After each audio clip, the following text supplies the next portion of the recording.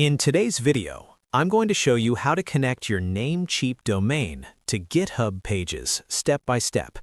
If you want to use your own custom domain instead of the default GitHub link, this guide will walk you through the entire process in a simple and clear way. First, open Namecheap and log in to your account. Once you're inside your dashboard, go to Domain List and find the domain you want to connect to GitHub. Click on Manage next to that domain. Now copy your domain name because we'll need it in a moment. Next, open GitHub. You need to have a repository created. If you don't have one yet, click on New, give your repository a name, make sure it is set to Public, optionally add a README file, and then click Create Repository. If you already have a repository, simply open it. Once inside the repository, go to Settings, then click on Pages. Scroll down until you see the Custom Domain section. Paste your domain name there and click Save. You may see a message that says DNS check in progress.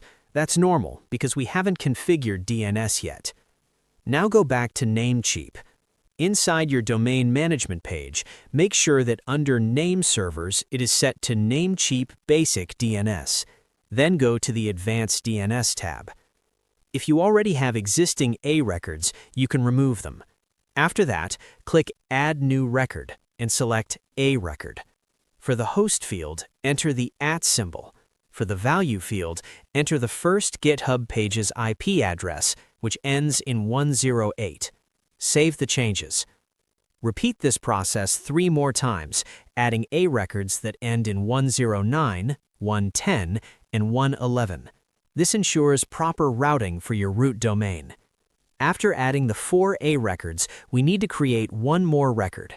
Click Add New Record again and choose CNAME record. In the host field, type www.